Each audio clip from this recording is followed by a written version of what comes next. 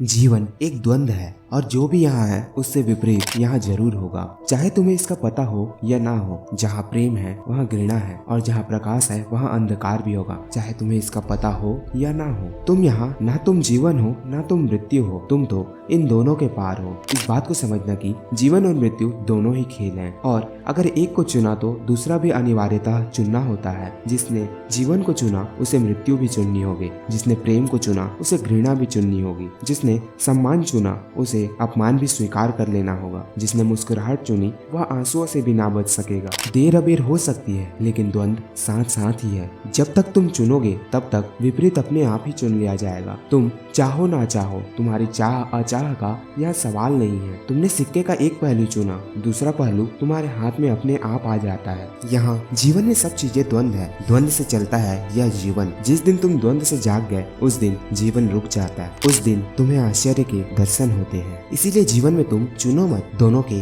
साक्षी बनो। जब तुम जीवन में दोनों के साक्षी बन जाते हो, न सुख चुनते हो न दुख चुनते हो, न सत्य चुनते हो न असत्य चुनते हो, न अच्छा चुनते हो न बुरा चुनते हो, तब तुम दोनों के पार हो जाते हो। आवागमन से मुक्ति हो जाती है, जीवन मृत्यु से मुक्ति। बुद्ध का धर्म ना तो राग का धर्म है और ना ही विराग का धर्म है। बुद्ध का धर्म तो वितराग का धर्म है। वही परम संन्यास की अवस्था है जो वितरागी है। वितरागी का अर्थ होता है कि जिसका विराग से भी राग ना रहा। वही आखिरी ऊंचाई है चैतन्य की, जिसमें राग से भी राग न रहे। संसारी संसार से छूटने लगे तो सन्यासी, फिर अगर सन्यासी सन्यास से भी छूटने लगे और उससे ऊपर उठने लगे तो वह वितरागी। यहाँ कोई धन में राग करता है, कोई निर्धनता में राग करता है। कोई कहता है निर्धनता में बड़ा सुख है, कुछ ना हो पास तो बड़ा सुख है। कोई वस्त्रों से राग करता है, कोई निर्वस्त्र होकर बड़ा सुखी होता है। कोई घर महलों में सुख रहता है तो कोई जंगल और एकांत में अकेले होकर सुख लेता है। परंतु वितरागी तो वही है जहाँ कुछ भी ना बचे, न घर बचे,